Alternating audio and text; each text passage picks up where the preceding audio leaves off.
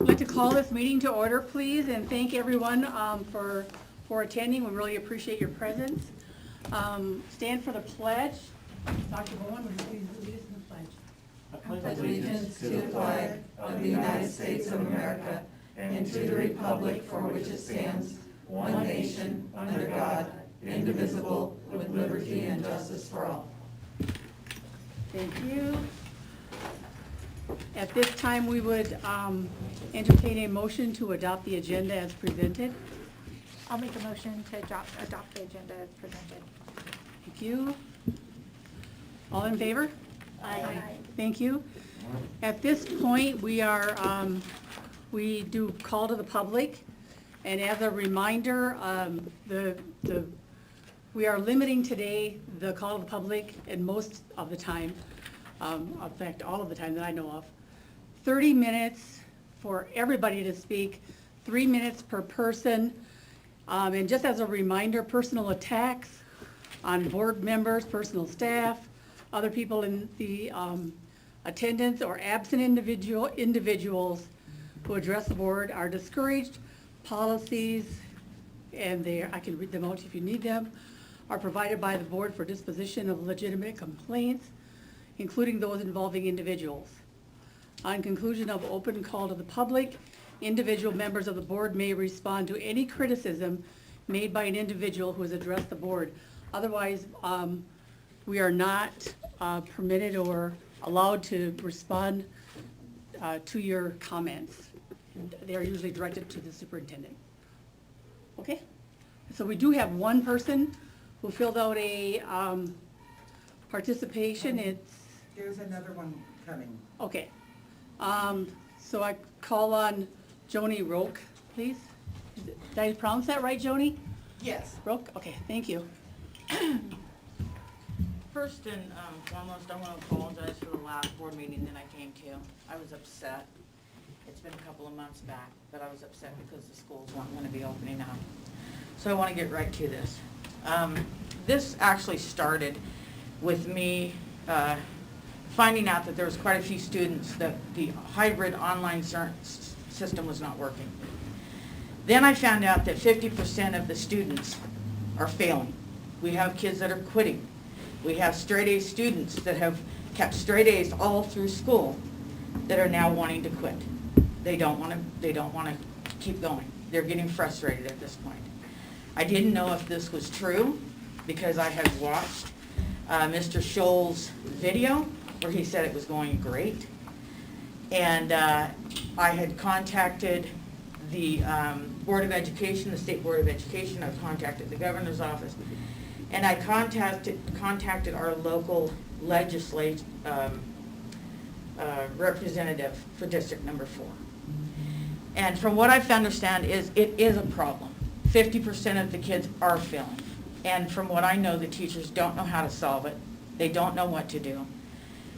There's some teachers, and this is an attack on the teachers, you guys. And this is not an attack on you. But I don't think that you guys have been given all the information after what I watched from Mr. Scholl's video last night. They're also just totally amazed. They're like, Yavapai County is open. Our numbers are fantastic. They're always going to flutter a little bit, but we are doing great. The schools should be opened. And it is up to you. You are the governing board for this superintendent. You are the ones that are going to make the decision whether or not to allow him to continue to keep these schools closed. And this is causing major problems for these children. I've had comments, well, why don't parents get involved? Some of the parents don't know. There's reasons why some parents don't know. Some of these kids are in domestic violence situations. We have homeless kids right now that we're bouncing around from house to house to get them to school and putting our money together to make sure they have books. But the hybrid learning is messed up. And it is, I said, if it's the entire district. It's not just Chino Valley. It is our entire district. 50% of the children are failing. And that's what we're here for, right? To make sure that these kids can have the tools that they need to succeed in life. And right now, we're not doing that. Closing these schools would be detrimental. Not opening this school up on the 19th would be horrible for these kids. It's not just the parents. We're looking at the kids. I've called everybody that I could call. I'm recording this today because I've been asked to record it today. I'm needing you, as the school board members, to vote against him keeping the schools closed on October 19th. We need to open the schools on, continue the online learning. If some of the kids need to and want to stay home and the parents are more comfortable or they have problems, let them continue. You know, but we need to get it fixed. These kids are failing, and I don't know if you guys have been told this, but they are failing. The superintendent of Yavapai School District told me it is absolutely 100% true. And he said the only thing you can do is go to the school board members and speak. I sent some stuff out last night. I have messages after messages, kids getting information, okay, sent to them, and then it's deleted. Kids being online and getting their homework done, and then it's not getting sent to the schools.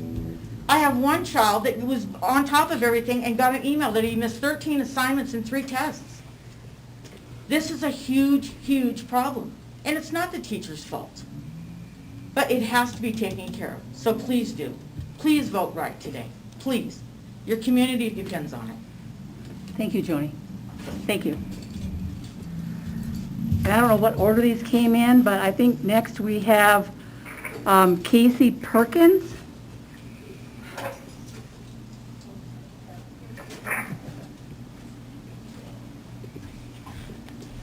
Hi. Hi, Casey. Just a time limit. Okay, I'm just here as a mom. I want a good education for my kids. I keep hearing we are very concerned about health, and we're very concerned about all of our, all these standards that we have to follow. Here's another scenario for you. My daughter's on the bus on her way to Phoenix to volleyball. 102-degree weather, no AC on the bus, and they're telling them to roll the windows down and keep their masks on. If we're really concerned about the health, our kids would have been on the bus with AC. So here they are being forced to do it. I said, absolutely not. Don't you dare put that mask on. There's girls on the bus about ready to pass out. And we're talking about safety precautions for COVID. COVID's here. We know it. It's going to be here. It's just like the flu. So in 2 years, 3 years, 4 years, we're still going to get COVID, and it's still going to be here. So looking at these numbers that I was handed at a meeting yesterday, they're going to be the same. Are we going to pull our kids from school in a year from now because these numbers are still, they're fluctuating a little bit? No, we have to get back to normal. Our kids need it. I have good kids. My kids are involved in everything, and they're struggling. My daughter, not so much. She was in the beginning, but she struggles getting a hold of teachers. It's the first week back at school, and I shouldn't have to have a meeting with the principal because the teachers are not responding. She had an F in yearbook. 97, 98, 99%, all because of the hybrid is not helping the kids. You can't get a hold of teachers. Some of them you can. Some of them are amazing. But then my son can't figure out how to maneuver through things. He is struggling. This isn't working for our kids. If it's really about the health and not about the money to get back from the kids that you guys are losing, then we need to look at this because, again, 4 times my daughter went into school. Twice to volleyball, twice to school. She temped high. Your guys' standards say she has to be sent home. And she was told, go back to the car, sit in front of the AC, and come back in and retemp. Not okay. So if we're really worried about that and it isn't about the money with these kids, take the precautions seriously. And they're not being taken seriously. It's about the education of our kids, and a lot of these kids need school. They need the teachers because they don't have the support of us. They don't have parents like me, like the parents that are standing back here. They don't have that, and that's what we're here to fight for, is for the kids that don't have the parents to do it. So we need you guys to make the right decision and think about what is best for our kids. Because some of you may have kids in this school, but it is about what we're asking and not what you guys think is best for our kids. It's our job to parent, and it's our job to tell you what's right for our kids. And it's important. So you guys need to figure this out, and you need to make the decision based on what's best for our kids, not what's best for the money coming into this school. Because those grants are not what it's about. It's about raising good humans and raising kids that have good education, and this education is crap. We've put a lot of faith in you guys and said, you were dealt a bad hand towards the end of last year. Okay, we get it. We sent our kids back to school. It's still a rough deal. Okay, we're gonna push school back. Okay, we'll put a little more faith into them. But I'm not going to. I'm going to pull my kids in homeschool if you guys continue this. And that's the vast majority of this. I have a sister that's in this school that she can't homeschool. But I'm sure she would love to be able to do that because it's not okay. The kids need to be in school. And I don't know what it's gonna take, but maybe thinking more about if your kids were here, because it's just another virus and it's just here. I walked in and saw no mask on. The security and the safety of people, if it's really that serious, then a mask should have been on, and we should be leading by example. We should be sending kids home if their temps are up. It's about education and taking it seriously. Because our kids' education isn't number one here, it's the money that's coming in. And that's how us parents feel. And we shouldn't have to be fighting for this. We should be able to know that you guys are looking out for what's best. And that's not what we feel like. That's all I got for you, sorry. Thank you, Lindsay. Thank you. Okay, not Lindsay. I'm sorry for the wrong name. Thank you, Casey. Okay, it's Lindsay. Rothkopf. Thank you, Lindsay. You're Thank welcome. you. So basically, my feelings are pretty much the same. I know a majority of kids are failing, and it's not working. My kids aren't some of the kids that are failing. They're doing fine, but they're struggling. They want to be back in school. They want to be back with their friends. Yesterday, we had a meeting with Mr. Scholl, and we were told about how many kids were sick last year with the flu virus. It was one of the worst flu seasons you guys have ever had. No precautions were taken for the flu. Our kids were allowed to come to school. We all got sick, just like every other virus. We get stomach flus from school. We get colds. We get everything. The numbers are not going to reach his benchmark. There are schools in Yavapai County who are already open full-time without any problems. Camp Verde has been open for 6 weeks, full-time, no problems. I had a list. I don't have it with me, but there's 9 schools in Yavapai County that are open full-time. Right now, Trinity, which I know is a charter school, has been open for 6+ weeks, no masks, no social distancing, no problems whatsoever. Our kids need to be back in school. There are so many kids struggling, so many kids failing. This hybrid system is not working for them. The kids are struggling, the teachers are struggling, the parents are struggling. It's not working. And I'm not blaming teachers, I'm not blaming students. It's a mess. The way that it's set up, my kids are doing fine, but there's so many kids that aren't. So it needs to change, and it needs to change quickly, or I can definitely see a ton of people pulling their children, because we've been looking at this light at the end of the tunnel, knowing October 19th was the day that our kids got to go back to school full time, and they just took the light away. And we don't know when it's coming back. So we tried to stick this out as long as we could, knowing there was a date in the future that we were going to get back to normal. And it's been taken away. And honestly, the virus isn't going anywhere. It's going to stay, just like Casey said. So are we going to do this for 3 years, or are we eventually just going to dive back in like we're going to have to do? We cannot do this for 3 years. It will not work. So we, at some point, have to dive in and move forward. So I hope that you guys make the right choice. I hope that we can move forward, get our kids back in school, or the district is going to lose a lot of children shortly.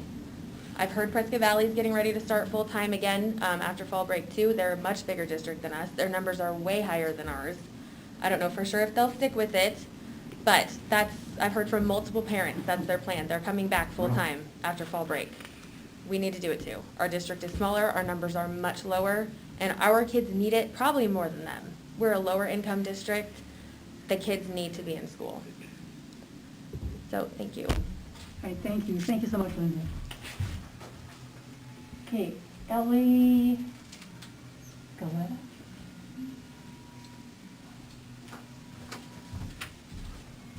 Sotelo. Thank you. I'm Oldier Montero's mom. I am a single parent. I cannot do homeschool. My child is struggling. He is failing after being a straight A student throughout his whole entire life. He is a sophomore. It does bum me out. I can't stay home with my children like most parents can. because I don't have that other extra income coming in. So I have to work full-time. I took a couple hours off work to be able to be here today. And I would like to see the school open back up for those who are struggling. And my child is one of them. My daughters, who are 11 years old, they're in 6th grade. They go to Mingus Charter School, and they are opening back up full-time starting October 19th. With restrictions, obviously, which is great. I don't mind the restrictions. We can take all the restrictions and precautions that we need to take, but I do ask that you open back the schools back up. We need it. Our children need it. Not all of us can stay home and homeschool. We don't have those options. I don't have those options. So I would really like my child, who's always been a straight A student, to keep his grades, to make sure that his grades are up and not see him fail. Okay, thank you. Thank you so much. Okay, and Lee Arndt.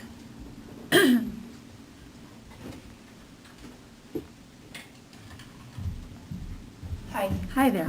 my name is Lee Arndt, and I wish that I was Kaylee McEnany right here because I would speak to you a lot better, but I am going to read a letter that I wrote. So please forgive me if I'm nervous. I teach at Del Rio. This is my 30th year teaching. Hybrid is not going well for our kids. The kids are not retaining what I am teaching. I cannot keep the pace that admin had originally thought we would be able to tackle. Their original plan was for, hopefully, pie in the sky, for us to teach 2 lessons a day per subject and then let the kids practice those 2 lessons a day at their home day. This is absolutely impossible. We are darn lucky, me, if I get 50% of them to return their at-home work. When they do complete their work, it's wrong. It's not right. When they come back empty-handed, they're behind, and so they're not prepared for the next lesson. Many children are home trying to navigate this by themselves. This is too much for a child under the age of 13. When a child is absent, which happens a lot, I have to prepare their stack of work for them to complete without any adult instruction. The gap is getting wider and wider. The high students are holding their own. We are actually holding them back. They should be getting 4 lessons a week, Monday, Tuesday, Wednesday, Thursday. Now they're getting 2, maybe 3. Our struggling kids are sinking. They're not internalizing what is being taught, and all the kids are behind from missing the last quarter of last year. This is not good for anyone. I don't know for sure, but I'm guessing the online kids are not faring well either. Please check with an online teacher. I'm speaking for myself here. I have friends on all the campuses that have expressed similar feelings, but I'm speaking for me. Hybrid is not going well for me. Hybrid is the hardest thing I've ever done. I truly have had days where I felt like I was on the verge of a breakdown. I am a 30th year teacher. I taught kindergarten for 20 years. You can handle a lot when you teach kindergarten. The last 3 weeks, I have worked over 65 hours a week. I'm tired, I'm fractious, and I'm worried sick about the kids. I have thought seriously about trying to use my 730 hours with some kind of long-term disability leave, something to get me out of this. But I'm not going to do that. I owe it to the children and I owe it to my peers to work through this. My blood pressure is high, I don't sleep, and I worry that this stress is going to cause my health an issue. The hybrid is terrible, but my loyalty, like I said, to my students keeps me going. Everyone I work with is in the same boat.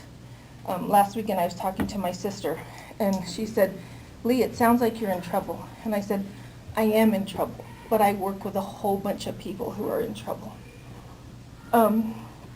Look into the eyes of your staff. Look into the eyes of your staff, and you will see people that are beat and broken and hurt. Their love for their job is gone. As you know, or maybe you don't know, I have kids from 7:10 in the morning when the buses arrive until 3 o'clock. I have a 15-minute lunch break and a 30-minute special/prep every day. I usually walk to the office to check my mail and use the restroom during my prep, so that diminishes my prep to 20 minutes. There is so much parent communication. Today I printed out 75 pages of Dojo, which is the online app, and that was for one of my sections. So, you know, it's spaced and it's lots of information, but still, 75 pages.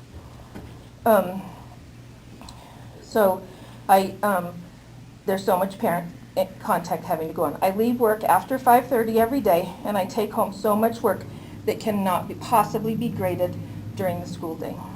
I truly hope that we are working towards an alternative. I keep looking at the numbers, and I've tracked them when I can, and I don't think that Ducey even set an attainable goal for us. I track like 3 days at a time, and boom, we're past what I thought 24 was the grand number. Now I think it's 10, I'm not sure. But anyways, so I don't think we're going to reach it. It's not all good. That's what I just wanted to make sure. And I'm not here. I'm not being a whiny butt. I swear to you, I am not. I'm doing my job. But the plea is for your help. The plea is for your support. We need to figure out a way to get our kids back to school 4 days a week. I know there's risks. I know that at the beginning of school, we were worried about losing teachers. But I tell you, I've heard that several teachers who are going to, at the end of this year, try their hardest to find a different option. If I wasn't retiring, I would be doing the exact same thing. So I guess there's a blessing and a silver lining for me. But that's not for everybody. And that's sad. You're going to lose a lot of good teachers if this really continues. I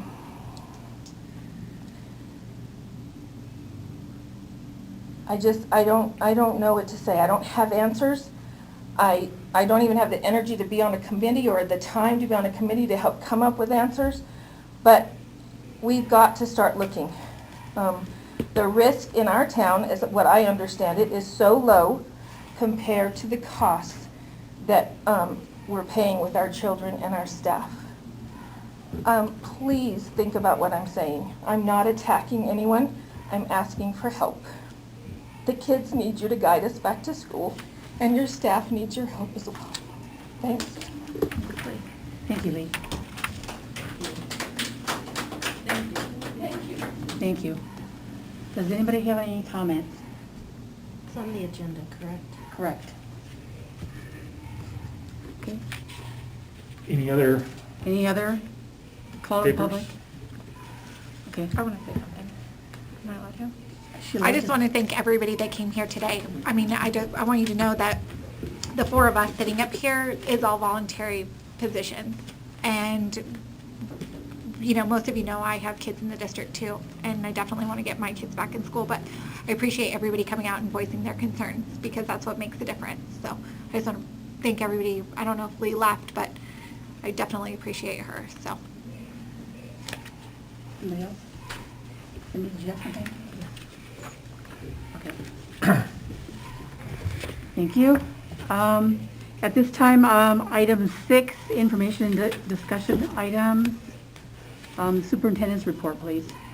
So you have a superintendent's report on your desk. COVID-19 update, the metrics are out. They continue to be in the moderate risk range for just one of the 3 benchmarks, which is the one that kind of people have talked about the cases. And last week it was at 24, which is cases per 100,000. That equals about 56 cases or so that occurred in the county last week, or I'm sorry, on the week of September 13th. There's 2 numbers that aren't highlighted. Those are numbers that's what the estimates are for the next two weeks. So tomorrow morning data will be released. It should be about 24 again. And then the week after, a week from tomorrow, data should show that it's 28 or so. And that could go up just because that's what the cases are reported to date. And that information, you can see the cases per day on the back of that sheet. It shows you what day, this is coming off the Department of Health Services website. And so it was 57 cases the week of the 20th, and we're up to 66 cases right now the week of the 27th, and obviously we're in the middle of this week now, and it hasn't been updated very well. The enrollment, as of yesterday, our 40th day ADM projection was 2,056 ADM. Our 40th day ADM for last year was 2218, so we're down 162 ADM. It's, for the most part, equally spread throughout the school. I think Del Rio is up, it says 60, loss of 60 ADM. I think that's a little bit, it's a little deceiving just because they lost a large class and gained a small class. So part of that has to do with changes in the different cohorts coming through. And territorial is down 36 ADM, but it is actually more bodies than that because a good portion of that is kinder. So it's actually probably closer to 50, 60 kids that territorial is down. Staff members of the month.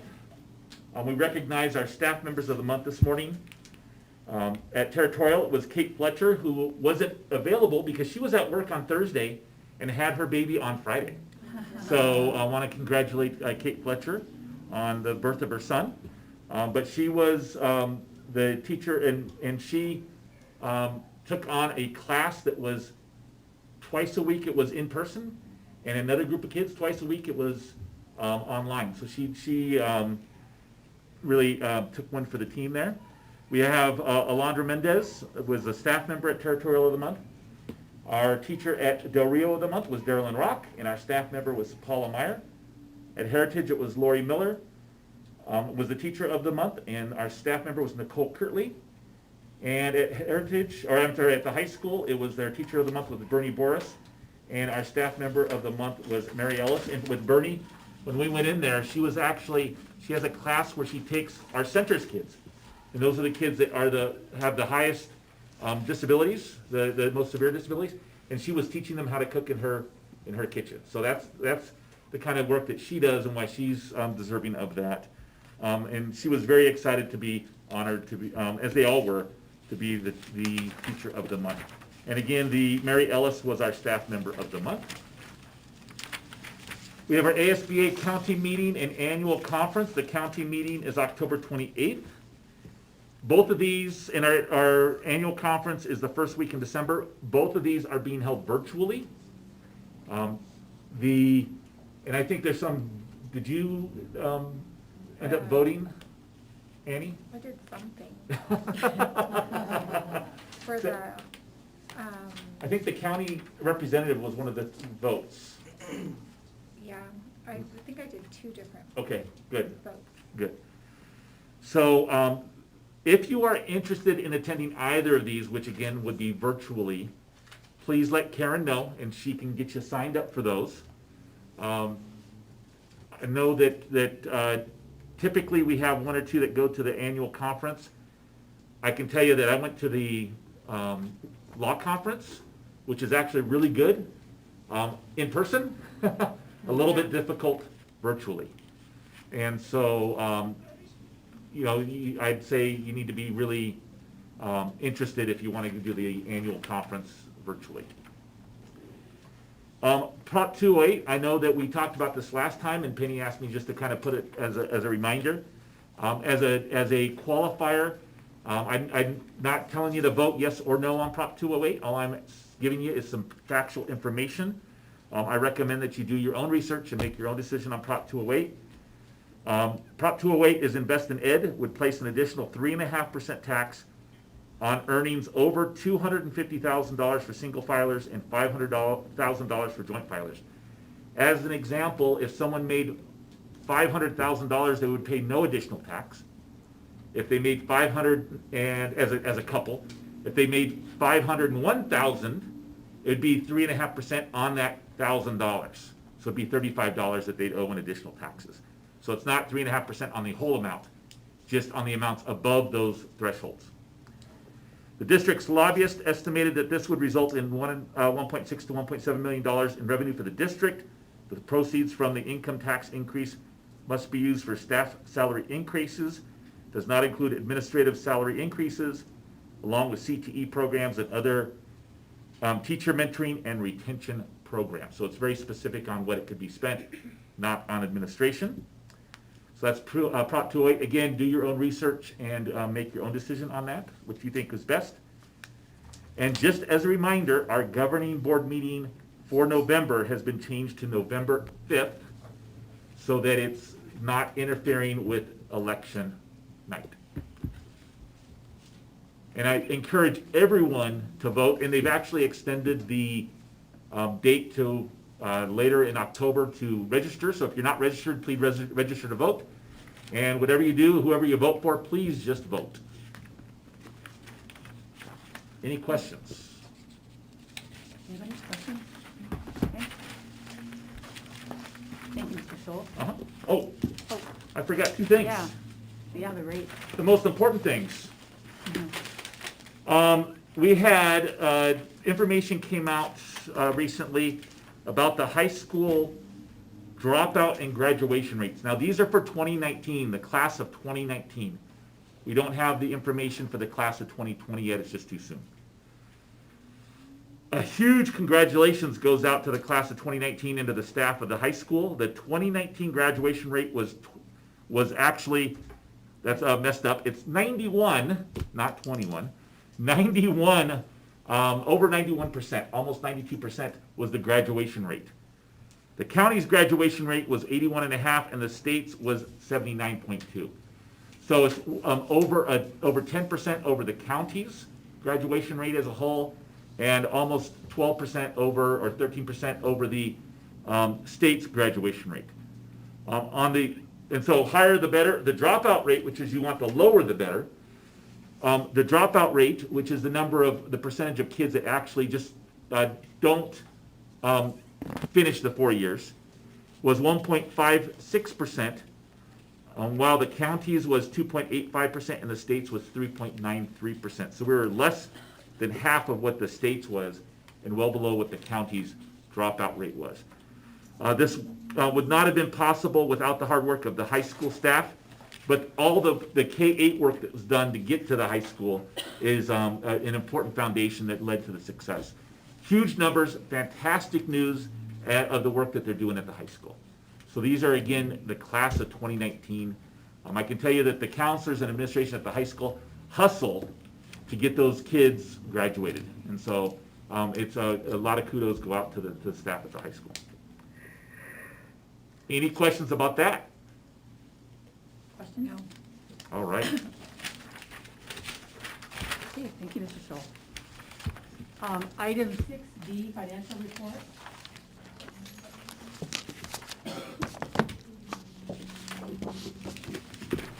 Okay, so right now with our M&O, we are at 1.51% still available. That's actually pretty low for right now, but a lot of it is because of the COVID expenditures we've had that will eventually be moved into various grants that we get for COVID. Our capital, we have 10.10% left, and our adjacent ways is at 60% available.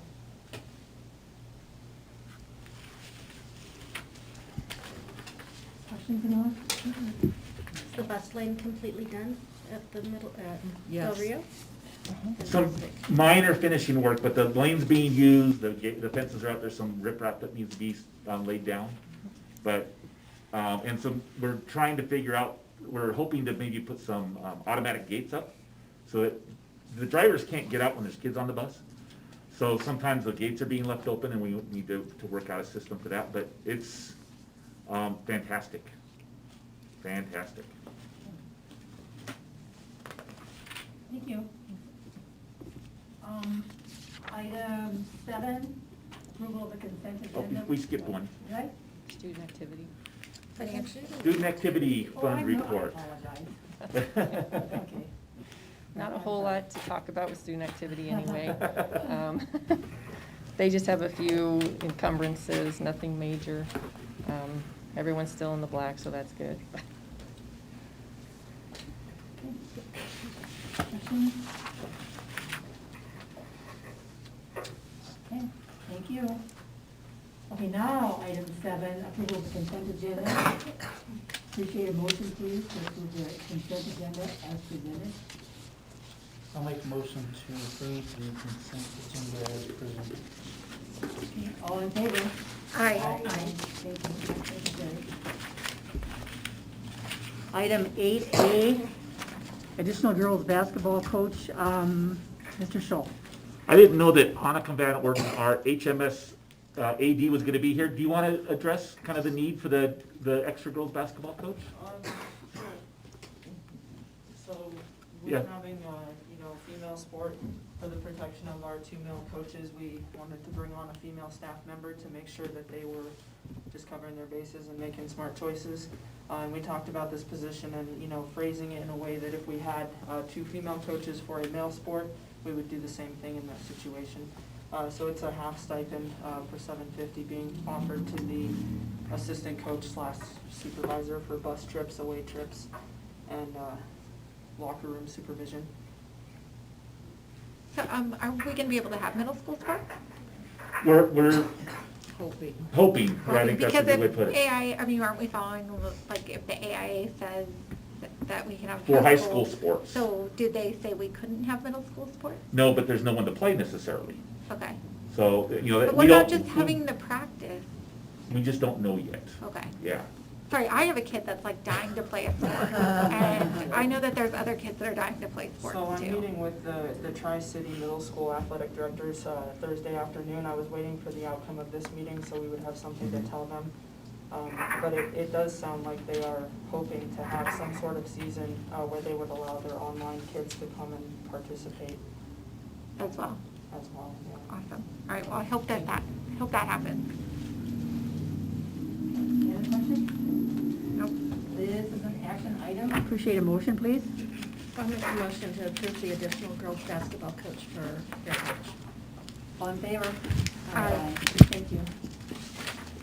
Okay, item 8B, personnel report, Mr. Schultz. There is a supplement, so make sure that you refer to that as well. Looks like we have about 8 new classified. We have a couple resignations, 2 certified changes.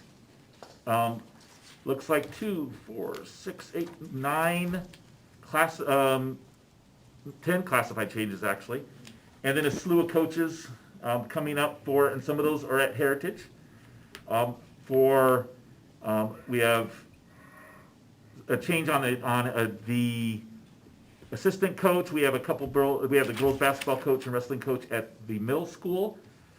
And then we have the CTSO stipend, stands for Current Technical Student Organization. So that would be like FFA and Skills USA and FFCLA, which is the Culinary Arts student organization.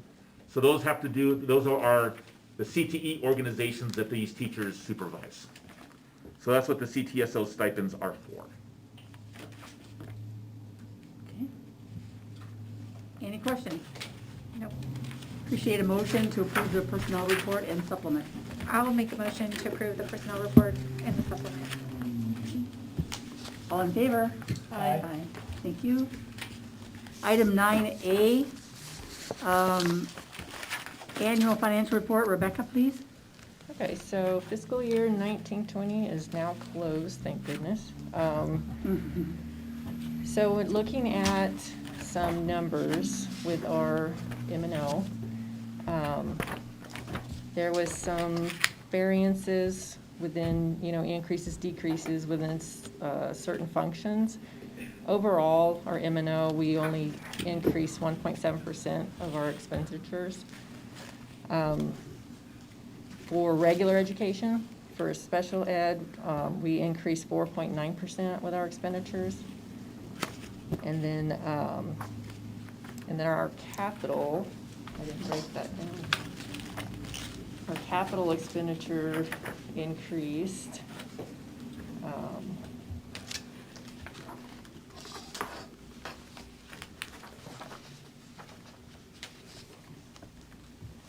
quite a bit, by like 99%.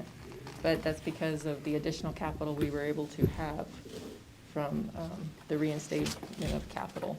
So overall, we ended the year really well. Have any questions? Questions, anybody? That is, what was the total carryover to this year? It's about 800,000. Okay. Yeah, but 400,000 we were already accounting for.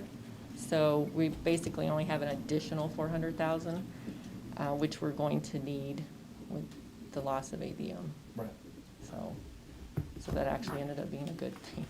Was the 400,000 that we were counting for textbooks? No, we accounted for that in our M&O as carryover for this fiscal year. Oh, so it's an additional 400,000 which we talked about. It's Right, we're right. additional Okay, that gotcha.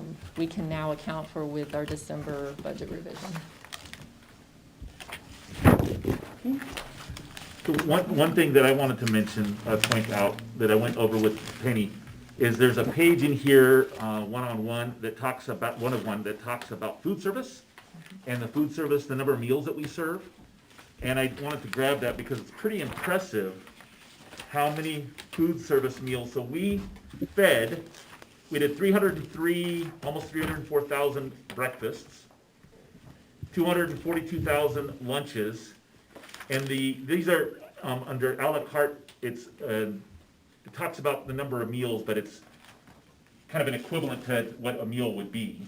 So it's like almost 8,000 equivalent meals, and we did over 19,000 snacks. So if you add them all up, we did almost, or well over 550,000 meals is what we served last year. Now would have been from July 1 to June 30th. So it doesn't include this summer, which was I think we did a pretty good job this summer because they were free meals.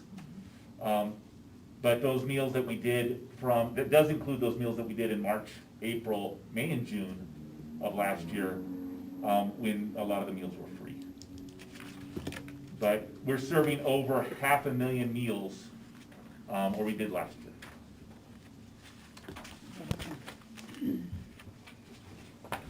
Any other questions? This is an action item. Would someone please make a motion? I'll make a motion for the approval of the 1920 annual plan. All in favor? Aye. Thank you, Sherry. Item 9B, schedule for in-person instruction, Mr. Scholl. So this, you heard from a lot of people, and I had a chance to meet with, I think, 8 parents yesterday morning. And what I heard from them is, a lot of struggles, and I understand that. And I told them that if they would email me, that I would read you the email, and some of them are long, so I'm gonna kind of paraphrase. I just don't wanna read it all, because I think we would kind of lose some people. But there's some things that I wanna just read. This is from Mackenzie Dinko. I am writing in regards to our meeting today about in-person learning.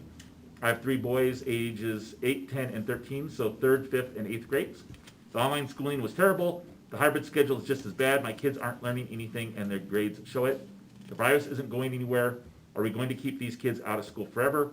Please take a poll of the parents. I can almost guarantee that the majority will want to ignore the benchmarks and send our kids to school full-time. They need their teachers and interaction with their friends. We feel as though we are failing our children. I know you are concerned for the kids' safety, and while I appreciate that, let us parents decide if it is safe for our kids to come to school. Please, we encourage you to change your mind and send the kids back to school full-time in person learning. Thank you for your time.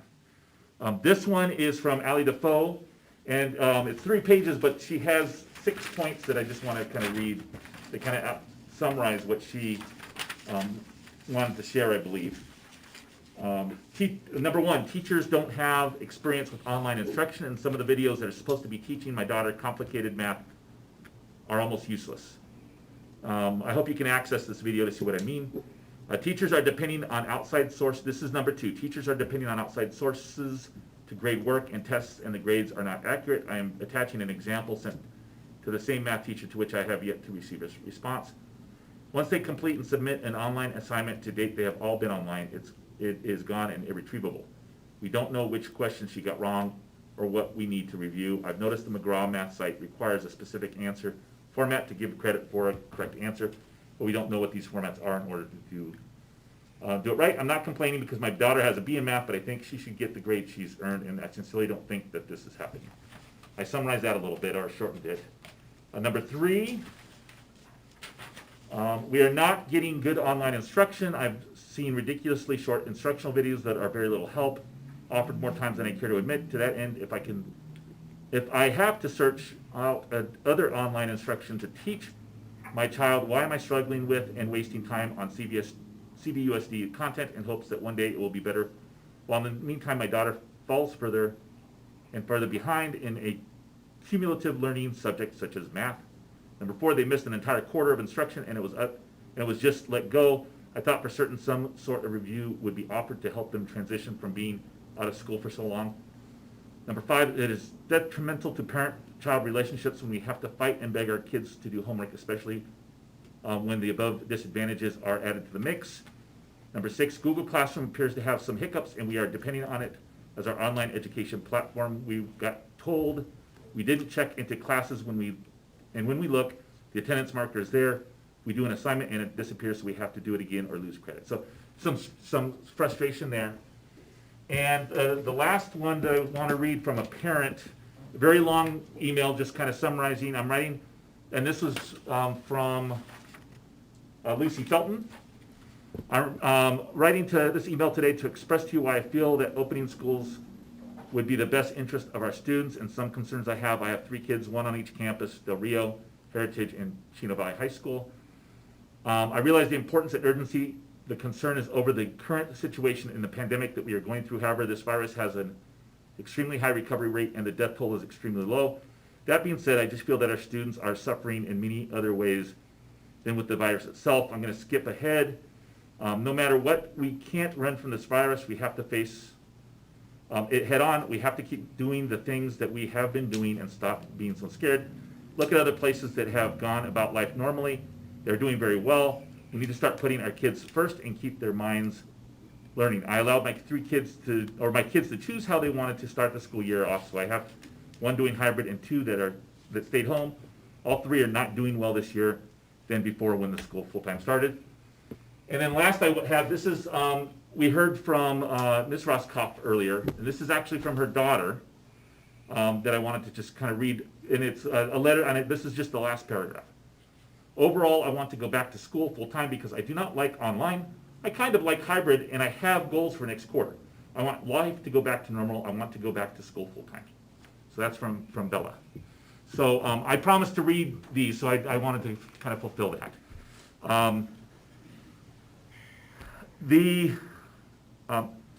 I shared, and I understand that people are, they want to get back. And I've been saying this from the beginning.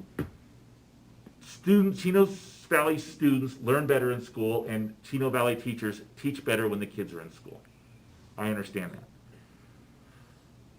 The Arizona Department of Health Services gave us these recommended benchmarks to use as guides to determine when it's safe for kids to go back to school. Over the weekend, there were 27 cases in Yavapai County. That's 3 days, so an average of 9 per day. Of those 27 cases, 25 of them were in the Quad City area. I gave you information about the number of cases, and those are cases that have already been determined. They're saying that we should have 10 cases per 100,000 when kids should be coming back full-time instruction.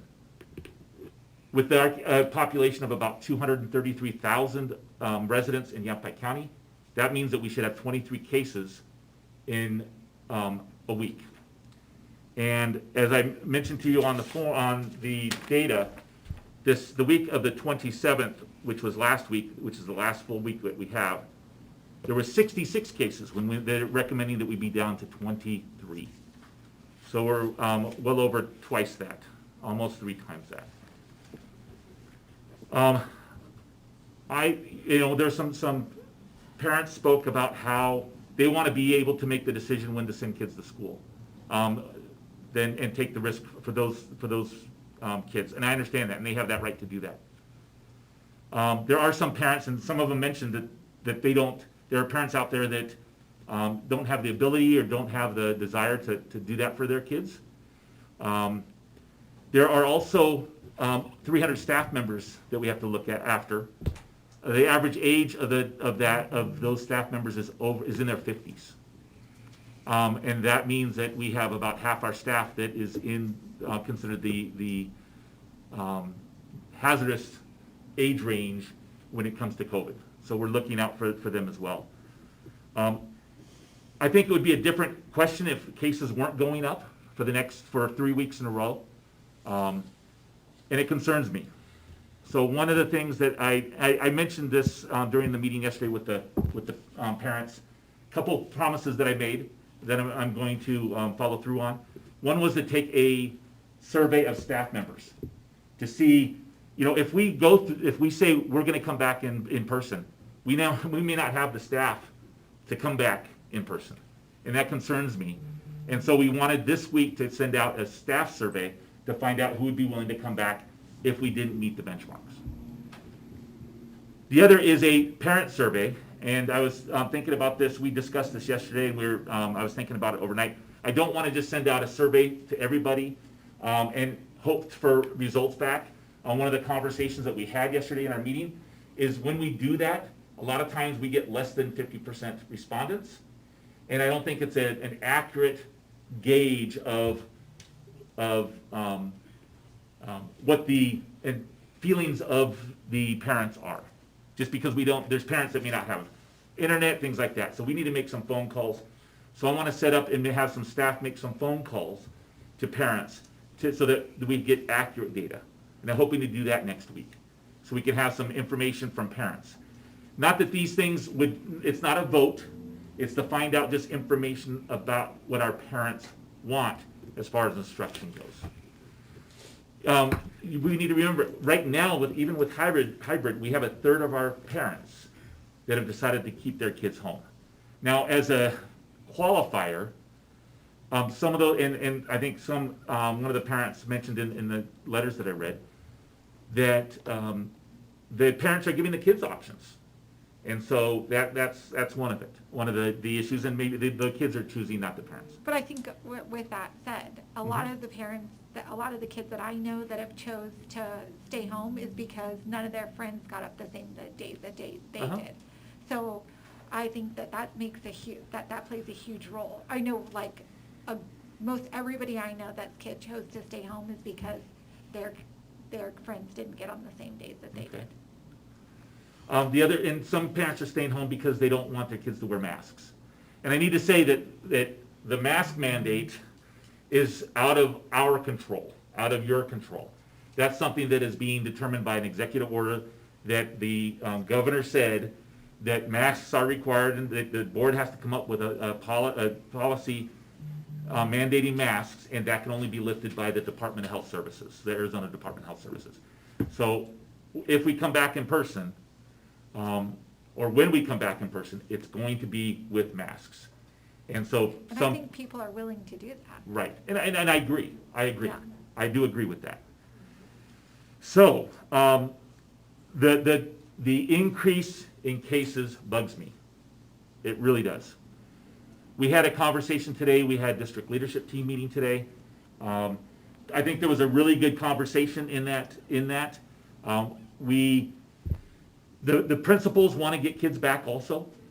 But at the same time, we don't want to lose teachers. And so we need to balance that. And we don't know, we've talked to teachers, principals have talked to teachers, but we don't know, we don't have a good idea who would be coming back if we said we're coming back right now, or coming back on the 19th without that information. So my recommendation, and it's a little bit different than what I wrote here, so I wanted to make sure that we are clear on what the recommendation is. My recommendation is to continue hybrid instruction for right now. And it says, initially it was until all the 3 benchmarks in the minimal risk range for 2 weeks. I want to take that part out. I want to maybe evaluate that need. That right now I'd like to continue hybrid instruction. We also want to maintain the option of at-home learning for those families that would like their students to continue at home. Families would continue to have the option at the end of each quarter to change their mind.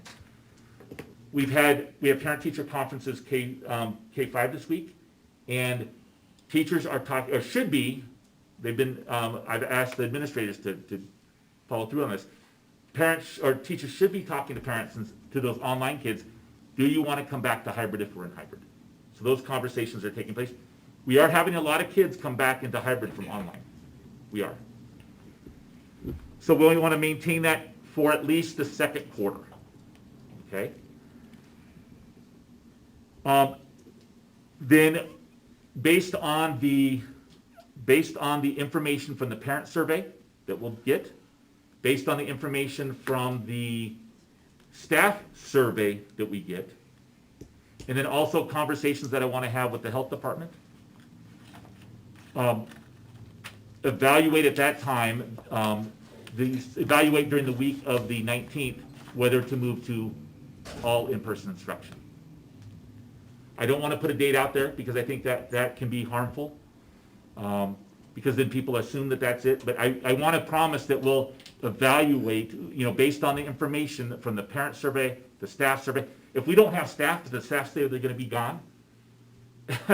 I don't want to do a J.O. Combs, which is a school district that down in Phoenix, that said they were going to go all in person, and they had to back out because there were no teachers to teach the kids.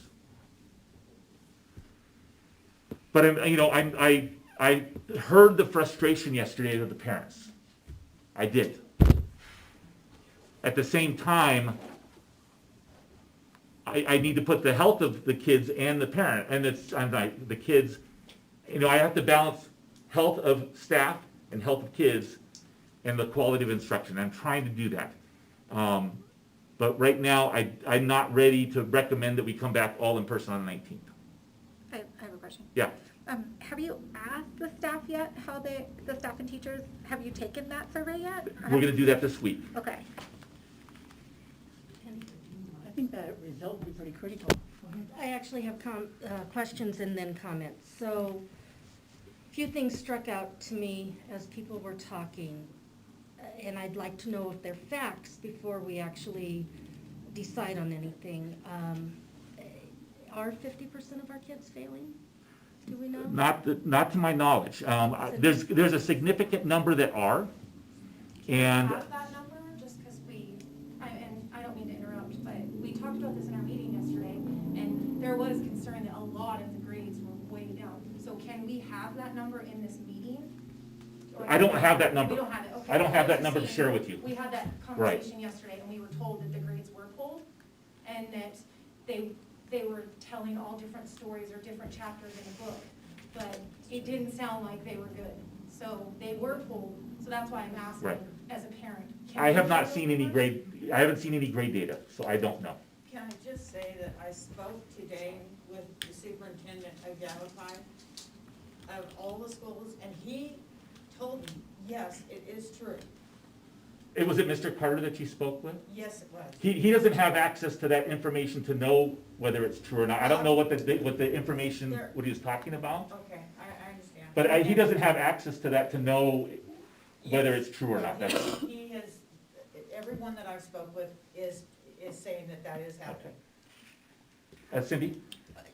Yeah, and I can't say that it's 50% or 60% or 35%, because I didn't look at it that way. I did talk to all the principals and reviewed it, and Lee expressed it, I think, very, very well. We have a significant number of kids that are really struggling in school. Which I'm going to get to my personal experience here in just a sec. There's other county schools, I think it was Lindsay that mentioned it, and I actually looked up Camp Verde because I wasn't sure which ones it is. How are other Yavapai County schools operating under the same guidelines that we are? It's just a question, I don't know, I'm curious. I know a little bit about Camp Verde in particular. Okay. A significant number of their students are Native American, and the reservation has chosen not to send their Native American kids to school. So there's a good chunk, and I don't know what that percentage is. I can't say. But a good chunk of that, of those kids aren't going to school because of that. They're not part of we're part of a fairly large, I don't want to say it's not suburban, but one of the concerns I have is we are part of the Quad Cities. When I drive in, I've lived in Prescott for almost 24 years, and I drive in every day, and there's more and more cars that are leaving Chino than coming into Chino, because we have parents that are live in Chino and working in Prescott. We have students that live in Prescott and live in Prescott Valley that come to school here. We have staff members like myself that live in Prescott and Prescott Valley. So to say, let's look at just Chino Valley is a little bit, we are part of a larger community that I think we need to consider. Camp Verde is its own kind of isolated area, fairly distant from other somewhat isolated areas, and not nearly as large as what's going on this side of the mountain. Thank you. So we are the third largest district in the county after Prescott and Humboldt. Now some comments. I did not go to sleep until about 4 o'clock this morning thinking about this. I wrote probably 6 or 7 responses that I ended up crumpling and throwing away. I am a parent of a high schooler. That I don't advertise. It's not fair to my child to have a school board mother. It's not fair to his teachers to have a school board mother, so I do not advertise that. My son is not a strong student, never has been, most likely never will be. He's failing every single class. Every single class was. He's worked very hard because he's also a football player, and he wanted to make sure he could play Friday night. I've heard teachers are not working hard to get the students up. That is absolutely incorrect. Lee put it beautifully. I know teachers that my son specifically was working with them on Fridays and Saturdays and Sundays to get him back up, but the system did not work for him. I don't think it's working for anyone else. Please don't think that has made up my mind. I'm just talking here. I really meant to have something written, and I decided I needed to see how the meeting went before I spoke or not. There are things in Google Classroom and on Tyler SIS that, for example, say that he got 25 out of 25 and it still says he has an F in that particular subject or that particular line. Things he turns in Google Classroom turns out to be blank pieces of paper that I have sat and watched him do. I work 40 hours a week. My husband is home with him. We are a very fortunate family. We have the means and the capabilities to be home with him and to be on top of him and have him be able to do his best. My heart goes out to you families that do not have that capability to be with your children on a daily basis, to help them with their struggles. I want him back in school. I want him back in school 6 weeks ago. I don't know that that's the right option. I don't know where to go with this, and I mean that completely and totally openly and honestly. I almost feel like we don't have enough information to make a decision tonight. I don't know if that's an option, but I just really almost feel like I would love to hear from the staff before I just arbitrarily made a decision. Yeah, and the teachers. I would love to hear from the parents, more parents, before we just arbitrarily made that decision. I would just like to reevaluate all of it. I know next week is fall break, and we're supposed to start that next week. I get it. I'm willing to meet on Sunday afternoon. I'm willing to meet at 8 o'clock in the morning. I'm willing to do whatever it takes to make the right decision instead of a hasty decision. I agree. I want to speak out too. I do have 3 kids that are in the district, one that's a junior, and he's a good student. By good, I mean he's good education-wise, maybe not like so good in the classroom, but anyways, this hybrid thing is not working for him. This last week, he has been busting his butt to get his grades up, because I'm like, if you want to drive, you better get your grades up. It's just not working for him. He's very, very smart, but he responds better to in-person learning. Now, my 7th grader, she misses her other kids that aren't going to school the same time that she is. And I'm going to tell you, my kindergartner probably is the one that's mostly affected. He's getting he's got a great teacher, but their kindergarten experience isn't what kindergarten experience should be. You know, they have to stand away from each other. They don't even get to play on the playground. They don't get to play on the jungle gym or whatever they call it now. I'm not sure. And he wears his mask all the time, and he's 6, you know? I feel so bad for him. I didn't get on this school board for personal gain or for financial gain, obviously, because this is not his pay. I got on to make a difference. And if I'm going to be one of the ones that stands up and voices my opinion and is the one that makes a difference, then that's the way it's going to be. And as of right now, I am for these kids getting back in school as soon as they can. Yeah, I see patients all day long, and I have never shut my doors through all of this COVID. We do the temperature checks, some patients wear masks. I do not wear a mask. None of my staff do. They have the option if they want to. Since March, I have found out that I've had 2 patients that we're not actively treating that were exposed. They did their self-quarantine, no one hospitalized or anything. And listening to experts on the news and everything, they say to get the kids back in school. Right now, I don't have a child in school. My child goes to Trinity Christian. He does not wear a mask. The teachers wear a face shield when they're teaching. They've been back since August 17th. They've had no positive cases or anything. They're playing sports. They have limited travel,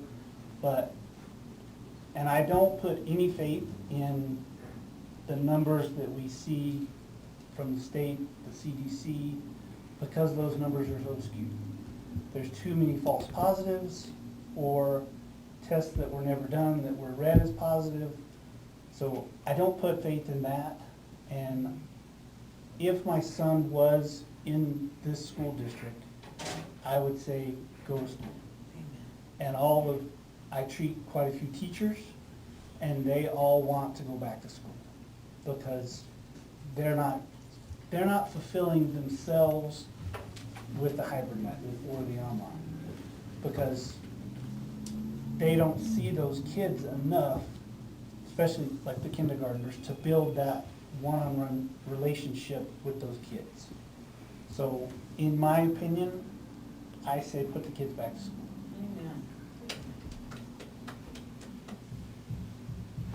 Sherry, did you have something? Me? Yes.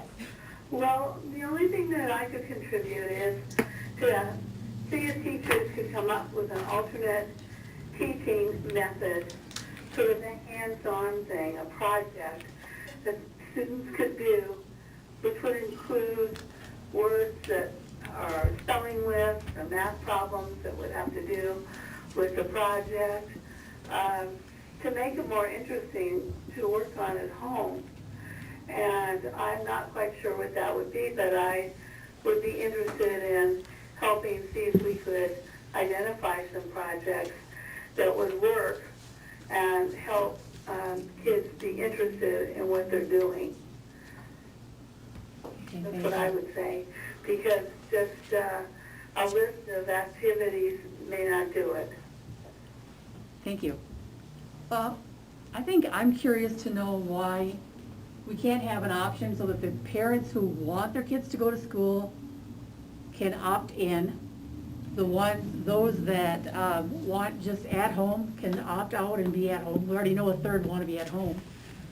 And those that want to remain hybrid or online can do that. We don't have the ability, the teaching staff, to do all three. We'll continue the at-home no matter what, Okay. whether we're hybrid or all in person. But to try to do, and then we need to decide, is it hybrid? We'll do at home and then one of the other two options, either hybrid or all in person. We don't have the teaching, the ability to do that, especially when you talk about what's going on at the high school. It's a little bit easier at K-5 just because we have teachers that actually just teach at home. But from middle school and high school, the teachers are teaching at home and in person. So we really don't have the capacity to do all three. I have a question. So right now, they see the kids that are in person in school, they see them 50% of the time during the week. Correct. And then they see the other half 50% of the time. Correct. So what do you think the percentages of the kids that are going to come back? Do you think it's going to be that big a percentage? Because in my opinion, I don't think that's going to be. If parents are already choosing to keep their kids at home, there's a good majority of them that are going to keep them home. So these teachers are already being exposed to these kids. And so that's what my question is. I mean, I just try to look at the logistics of it. They're being exposed to these kids, not as a whole, but they're still being exposed. With the only half the kids in the classroom, there's much easier chances of social distancing. And not just in the classroom, we're also talking about buses. We have kids that are on a bus from Paulden for an hour. And so when we have about a third. Say we have a third Monday, Wednesday, a third Tuesday, Thursday, and a third at home. So that means we have only about a third of the kids in a bus at any one time, so kids can spread out on a bus. Instead of having, we'll say 60 kids, there's only 20 kids and they can spread out. And so it's a matter of, when we do the hybrid, the reason for the hybrid is to be able to maintain social distancing, really. At lunch, they're not wearing masks because they're eating, obviously. So it's even much more that important to maintain that social distancing. So really it's the exposure's there, but it's a social distancing issue as well. Can I just add one thing? No disrespect. These kids get together anyways. They're at each other's homes anyways. And they're playing sports. They're playing sports. They're on the bus. They go to church together. They are together anyways. So sports are allowed, but back in school it's not. The bars are open. I mean, last week the governor said we have met all of our benchmarks. I watched him on TV, open our schools. These kids, if they come to school and you're separating them and they're not getting to see each other, they're meeting up anyways. These teenagers are finding their friends, they're hanging out, they're spending the night. Mr. Scholl himself yesterday, in the video that I watched, said we have had 0 cases. 0.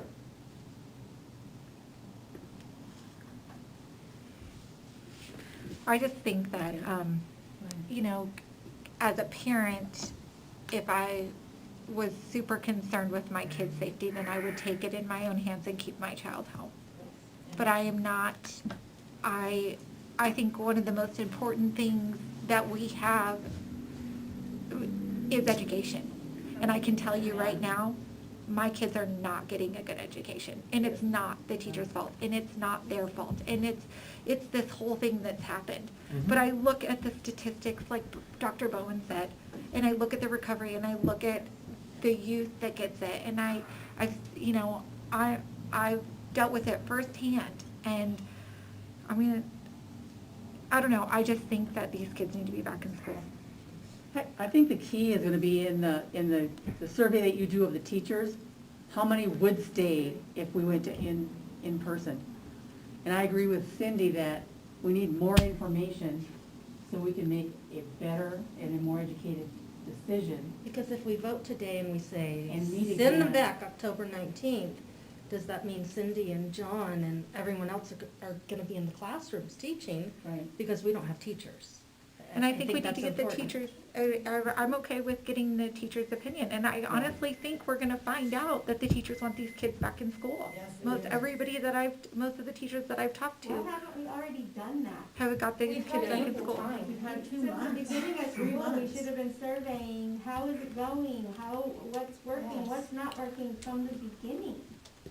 I work for a Mexican restaurant in town. We have not been wearing masks. We are not obligated to wear masks because it is not required by the health department. We have worked side by side with the health department. It is not a requirement.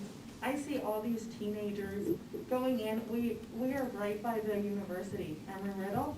All these kids come in 10, 15 at a time. They're not wearing masks. So I don't see the concern. I mean, I do see the concern, and it's obviously a virus that is going to stay. It's here to stay. It's not going anywhere. Mixed cheddar. I'm getting hungry now. I don't know that we are supposed to engage the audience. It's up to you guys. Okay. It's- Can I Did you say have- something? Sure. Yes, ma'am. I work for YCSO. We all got coronavirus. I had it. For the life of me, I couldn't keep my kid away from me, no matter how much I pushed him and told him to stay out of my room. He came around me almost every day. He went around his friends. Not a single one of them got it. Everybody at my work got it. Half of them didn't show any signs. Most of them, it was like a bad cold. We got over it. None of their kids got it. None of their kids spread it to anybody else. My kid, even though I told him, you need to stay home, I'm sick, still would take off, go with his friends, go over to other parents' house. Their parents didn't get sick. This is not a problem we have to worry about. This is the flu. Yes. We have this every year. This is just the first time that somebody put a label on it and spread it around the news. Scared everybody. And terrified everybody. Our kids are suffering. My kids came from a broken home. I took them on. They're my nephews. This is the only escape they have. You guys are hurting them. And I get calls every day from other kids that are in worse situations than mine. And I gotta sit there and talk to them while they're crying. You guys need to give it back to them. We hear you. Hi, I was just, have one question. In online learning, what are the subjects that are targeted to teach? All. Everyone. Is that real?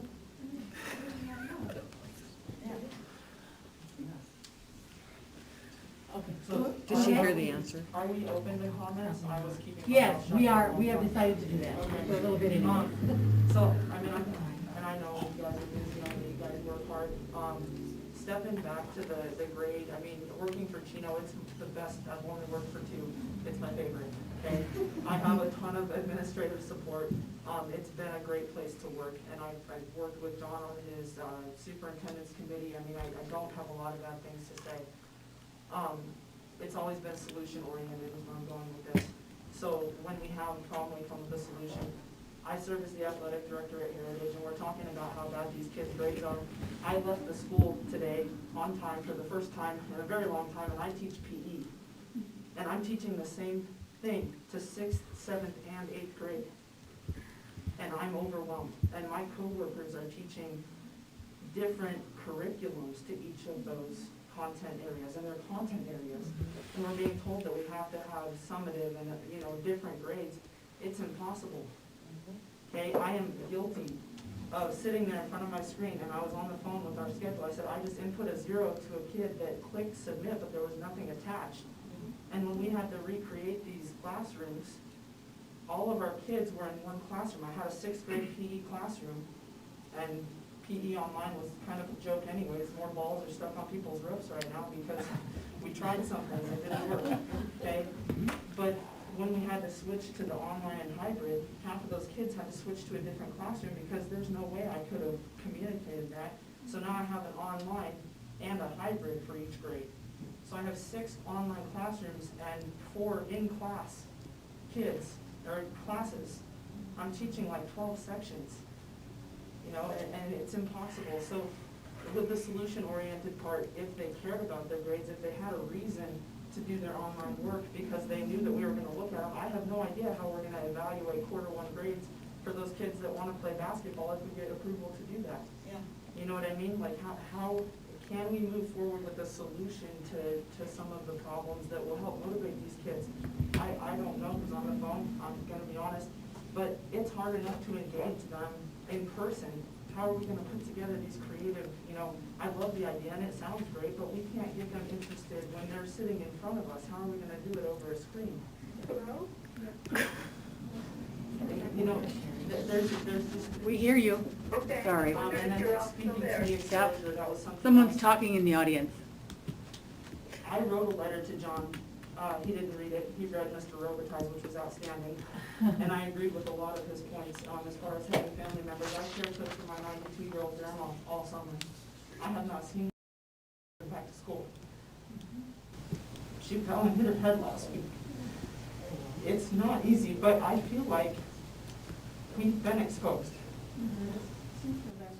My children had it last year when it first started. They had COVID. Their doctors could not figure out what it was. Why? Because they didn't have a label on it yet. They're fine, thank God. All three of them have asthma. We have asthma. And thank God they're fine. Well, I think, have an autoimmune disease. I think that This we're is my gonna, daughter. I These are my grandchildren. I appreciate everybody talking and us engaging and everything, and I really do appreciate the kindness. That's my main thing. I appreciate everybody coming and being respectful and kind. That's the one thing that I've asked for. I think we're gonna come to a conclusion that we possibly are gonna table this. Is that what we're asking to do? to do that.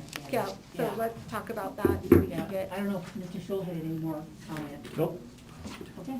Can I just add one more thing? Yeah. Sorry, I don't want to be rude. yeah. But if you come to the decision where the kids cannot go back to school and you feel it's safer for staff and students to stay home and continue the online, can we please come up with a solution to help the students who are struggling? My kid also has the same problem with turning in his work. Half of it is not even there. That's part of the problem as well. Is there a possibility we can have a date that we will know as parents? So I think right now what we're gonna say is we're gonna make a motion. We're gonna make a motion right now to table this. I'm gonna tell you guys all, we're gonna do whatever we can, like you guys know. Cindy and I both have kids in the district that are both struggling, that are struggling. We want what's best, not just for our kids, but for everybody else too. So with that said, let's move this forward. I'll make a motion. Well, Oh, wait. I have a question. If we table it, when is the soonest we can get together and go over that data? To make it still To make it- safe and attainable for I- the 19th. I believe that we could have most of the staff done this week. Okay. I'm thinking that it would take at least part of next week to do the 2,000 calls that we would have to do.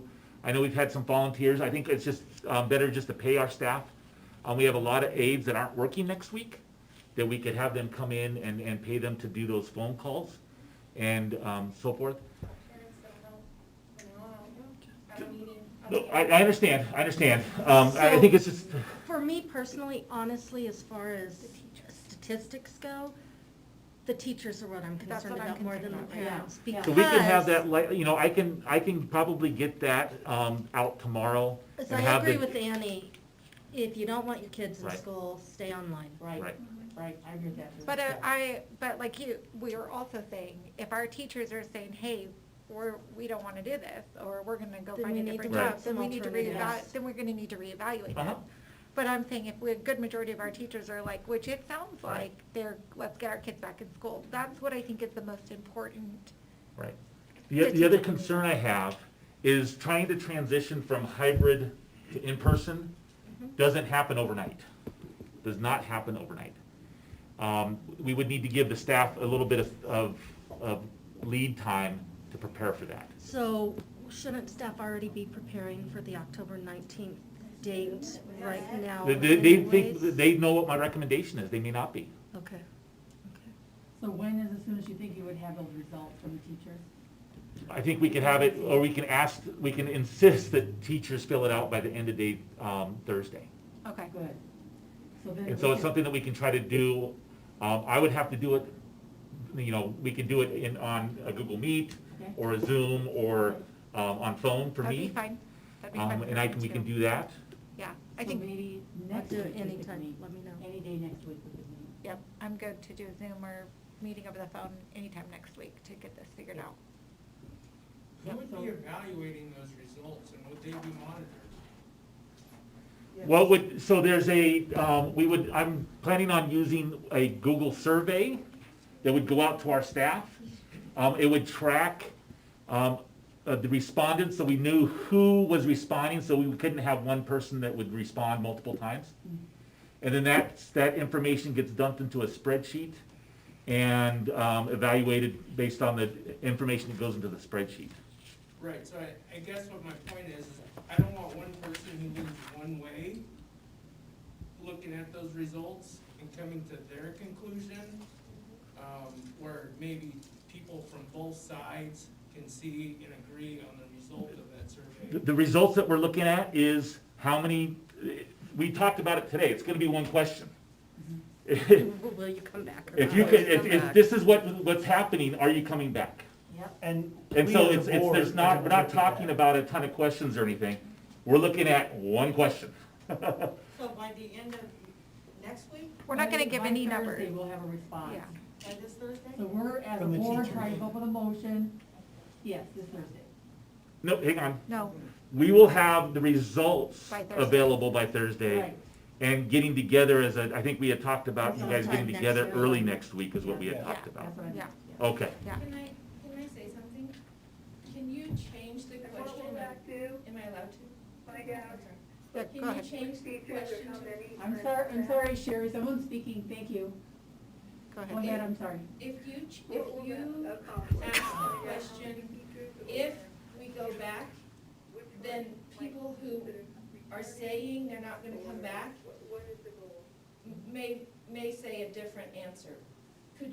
Would it be reasonable to say when we go back, so they know that inevitably we're going back and they have to make a final decision?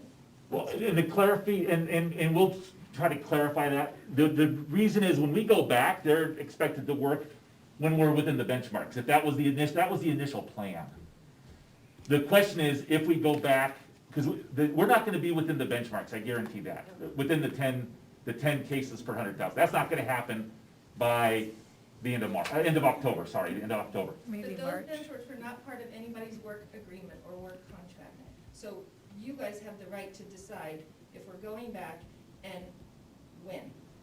So I just. And I agree, but at the same time, they need to understand, to be honest, if they wanna resign, they can resign. Right, absolutely. Right. But I just want it to not be promising to resign and then not resigning. You know what I mean?